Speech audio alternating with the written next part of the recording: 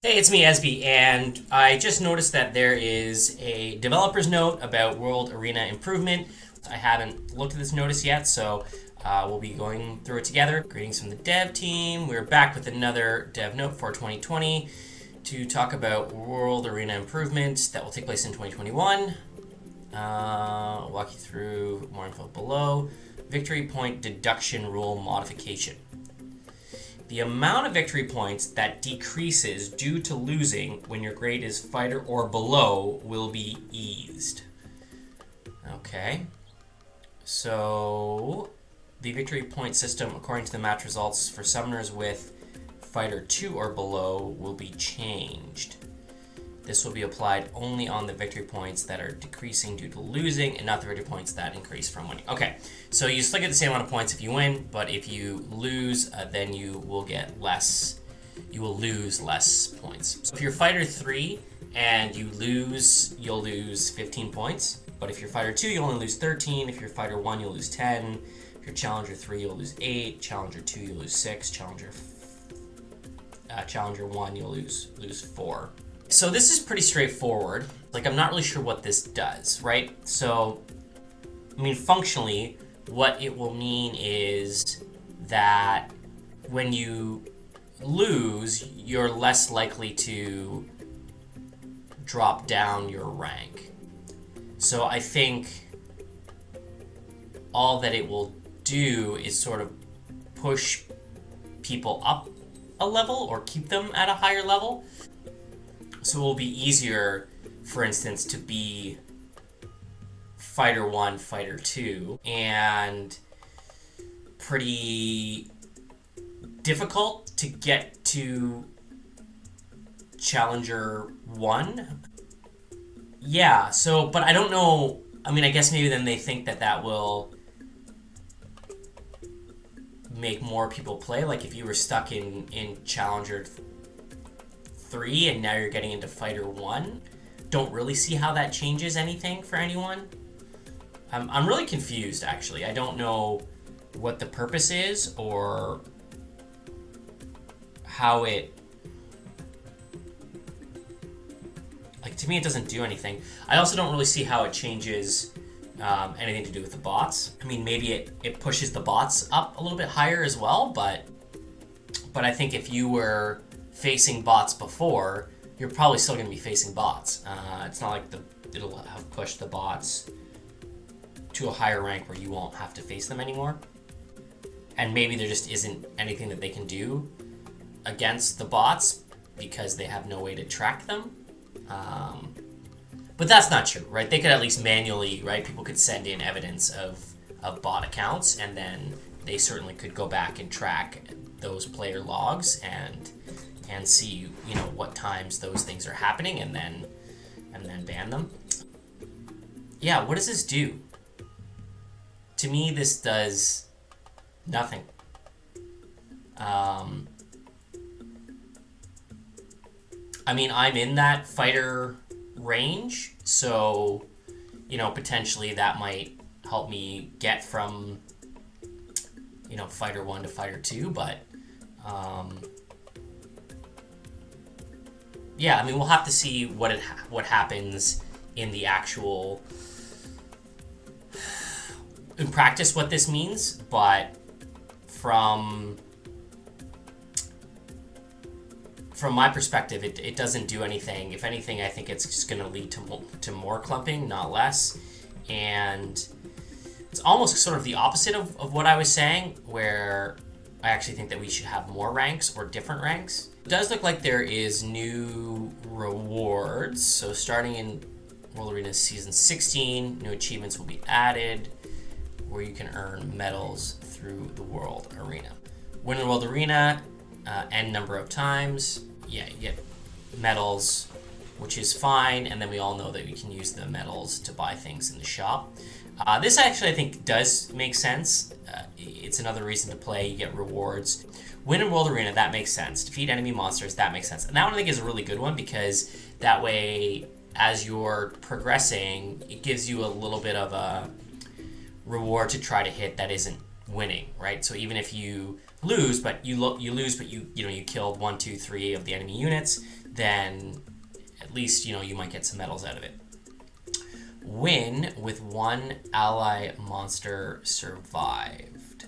Okay, so that is useful as well. It's a little like bonus for not having a perfect run. And again, you'll just naturally you'll hit that if you're winning a certain amount of matches. Like a certain number of them will come down to just one monster. Lose with one enemy monster survived. So this is interesting, right? You actually might see people who, to try to get these achievements, like go in with like joke teams, so they have like one strong unit that potentially could solo everything, and then just like 4 1-star monsters, right? So then the idea is like very quickly it would very easily get down to they would only have one monster, and you actually might see people matching up against each other and actually kind of just doing 1v1 battles. They're basically guaranteed to get a reward each, right? They'll because one person will win with only their one monster surviving, and the other person will lose with their only one monster surviving. So we'll see whether that actually happens or not, but I could definitely see stronger players if they lose a bunch of matches, or wherever they are. Like you lose a bunch of matches, so you're down against weaker opponents, going in with just like one strong unit and a bunch of joke units, just to try to get some more of those levels, get your achievement rank up. Achieve World Arena Grade. So I don't know whether this is you have to have it at the season end or whether it's at any point during the round, right? So maybe I don't finish, Fighter 2 or Fighter 3, but at some point when I was playing RTA, I got up into that range. That would be interesting to see. We'll have to see how that plays out. It actually wouldn't surprise me. I think it would be smart for them to do it just like achieve the grade. I could see a situation like in RTA where even though it's not possible for you to finish the season at a higher rank, going into it with at the right time and kind of getting lucky, winning a few battles, breaking through that threshold, even if it's only for one match, having that you reach that level, you get the reward, I think would be very smart for them to do. So I think the Achieve World Arena Grade, I do think it's going to be something you just achieve at any point. You don't have to finish a season at that rank or level, but we'll see.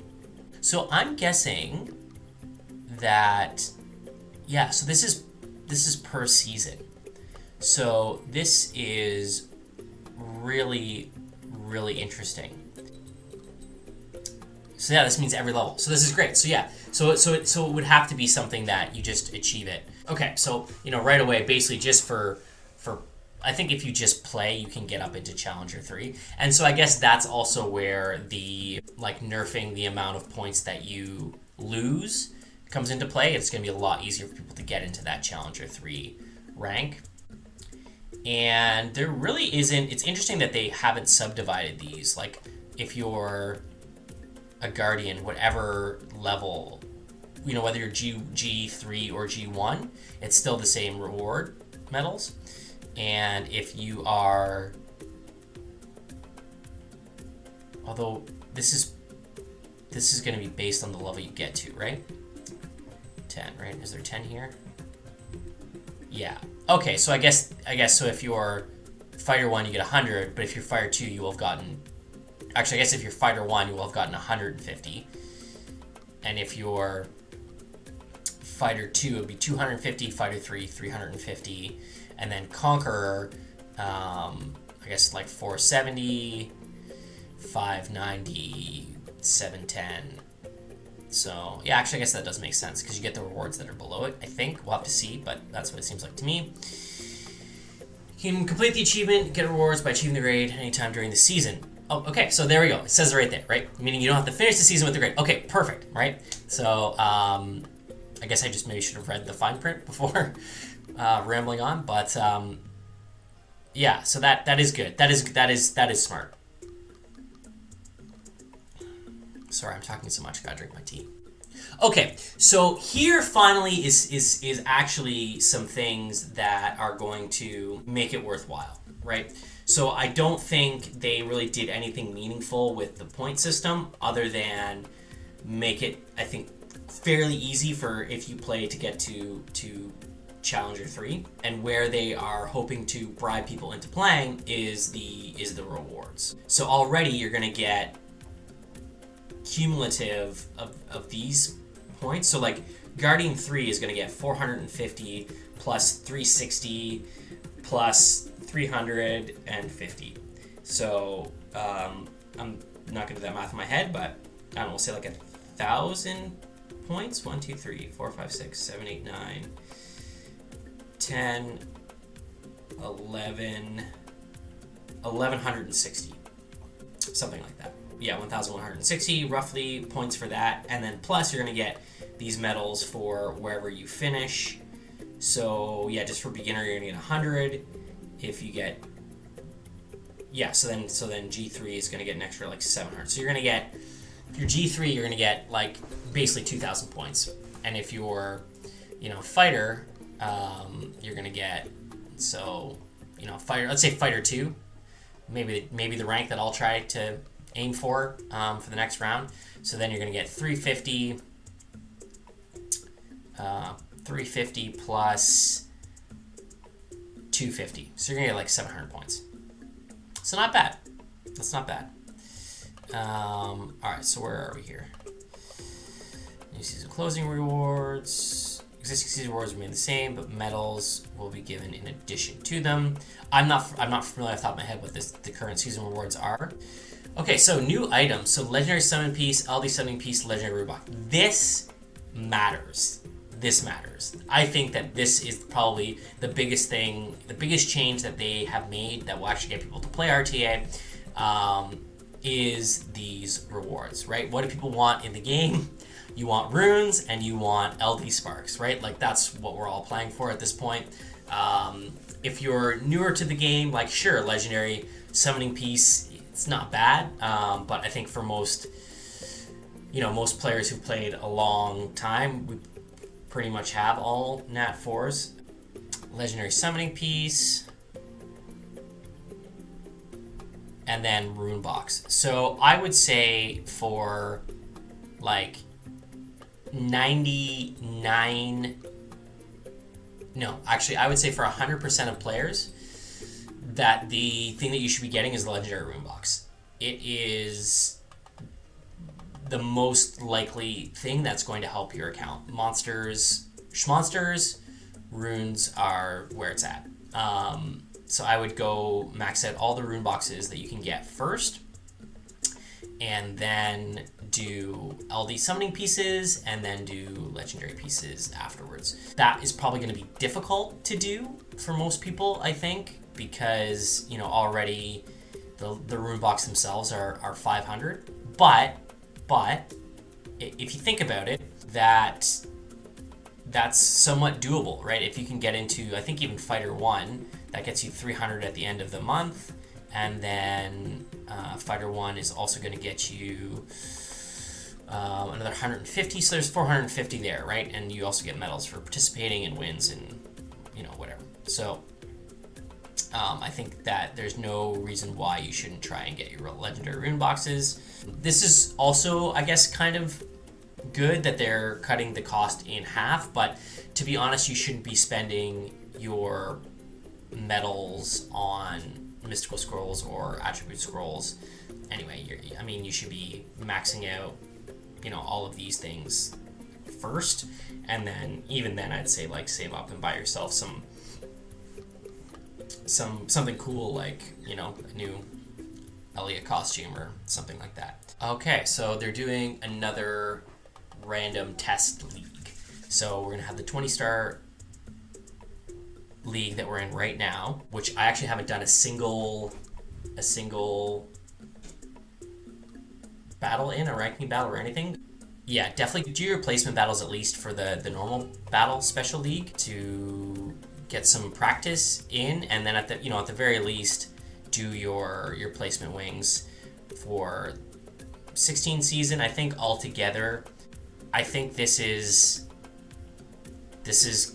great. Like I think that how things are now, I think those rewards are good enough to convince people to play, and that's a good start. I do think that there is so much content in the game to do. We all have to grind it out for, you know, runes and artifacts and gems and grindstones. So there is so much to do, and then you throw in, you know, your Tartarus Labyrinth and your, you know, your TOAs. There is so much content to do in the game. It's going to be difficult for people to find the time to do the 30 matches. So I do think that's why something like being able to auto, you know, a number of levels in a row in TOA, hard and normal will help. Overall, what do I think? So big takeaways. I think they've done enough here to incentivize a lot more players to get into RTA. We'll see what the outcome of that happens to be. Maybe it means that it's a healthier and better experience for everyone, and then maybe the rates of you encountering bots goes down, and then it becomes so small because it's such a small percentage of users being that are bot users, then maybe that just actually becomes a non-issue and we don't care. We run into a bot every once in a while and no big deal.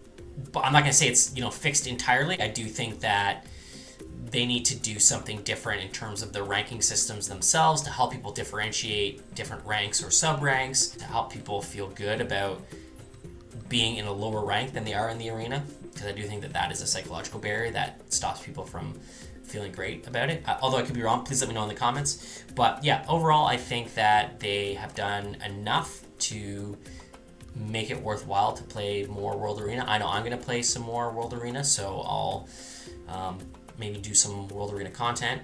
That's it for now. Thank you very much for stopping by.